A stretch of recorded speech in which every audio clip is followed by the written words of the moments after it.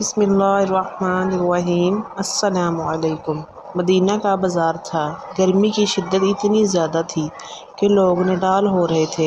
ایک تاجر اپنے ساتھ ایک غلام کو لیے پریشان کھڑا تھا۔ غلام جو ابھی بچہ ہی تھا وہ بھی دھوپ میں کھڑا پسینہ سے شرابور ہو رہا تھا۔ تاجر کا سارا مال اچھے داموں بک گیا، بس یہ غلام ہی باقی تھا جسے خریدنے میں کوئی بھی دلچسپی نہیں دکھا رہا تھا۔ اس نے سوچ لیا تھا کہ اب اگر یہ غلام پوری قیمت پر بھی بکا تو وہ اسے فوراً بیچ دے گا۔ مدینہ کی ایک لڑکی کی اس غلام پر نظر پڑی تو اس نے تاجر سے پوچھا کہ غلام کتنے کا بیچو گے؟ تاجر نے کہا کہ میں نے اتنے میں لیا ہے اور اتنے کا ہی دے دوں گا۔ اس لڑکی نے بچے پر ترس کھاتے ہوئے اسے خرید لیا۔ تاجر نے بھی خدا کا شکر ادا کیا اور واپسی کی راہ لی۔ مکہ سے ابو حذیفہ مدینہ آئے تو انہیں بھی اس لڑکی کا قصہ معلوم ہوا۔ لڑکی کی رحم دلی سے متاثر ہو کر انہوں نے اس کے لیے نکاح کا پیغام بھیجا جو قبول کر لیا گیا۔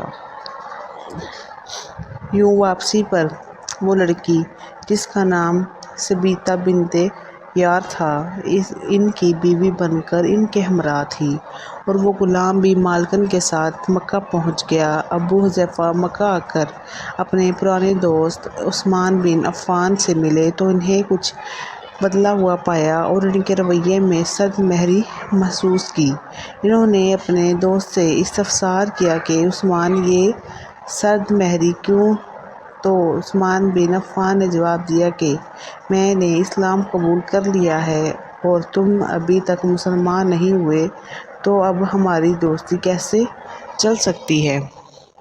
ابو حذیفہ نے کہا تو پھر مجھے بھی محمد صلی اللہ علیہ وآلہ وسلم کے پاس لے چلو اور اس اسلام میں داخل کر دو جسے تم قبول کر چکے ہو۔ چنانچہ حضرت عثمان رضی اللہ تعالیٰ عنہ نے انہیں نبی کریم صلی اللہ علیہ وآلہ وسلم کی خدمت میں پیش کیا اور وہ کلمہ پڑھ کر دائرہ اسلام میں داخل ہو گئے۔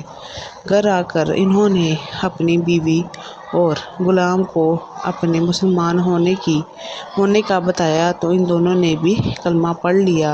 ابو حذیفہ نے اس غلام سے کہا کہ چونکہ تم بھی مسلمان ہو گئے ہو اس لیے میں اب تمہیں غلام نہیں رکھ سکتا، لہٰذا میری طرف سے اب تم آزاد ہو۔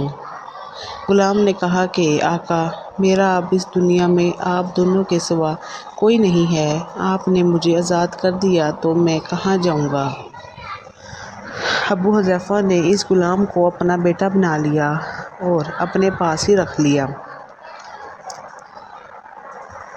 غلام نے قرآن پاک سیکھنا شروع کر دیا اور کچھ ہی دنوں میں بہت سا قرآن یاد کر لیا، اور وہ بچہ جب قرآن پڑھتا تو بہت خوبصورت لہجے میں پڑھتا تھا۔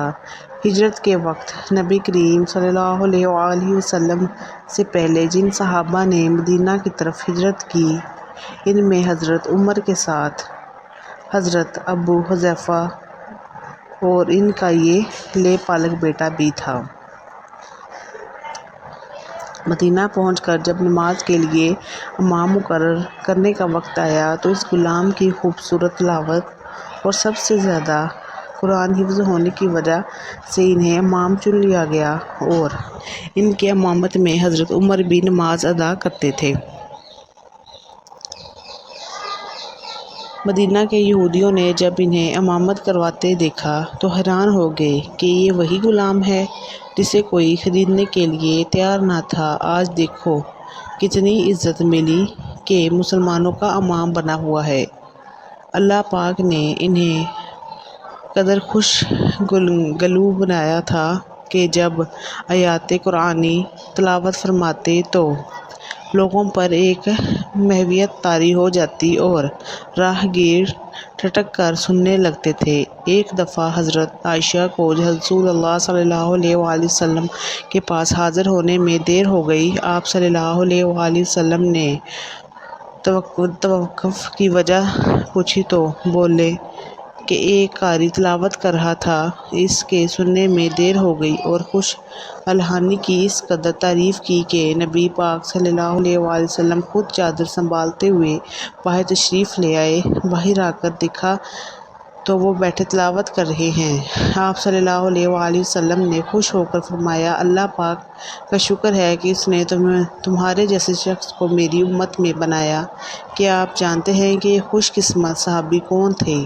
ان کا نام حضرت سالم تھا، جو سالم ابو حذیفہ کے نام سے مشہور تھے۔ انہوں نے جنگ موتا میں جام شہادت نوش کیا تھا۔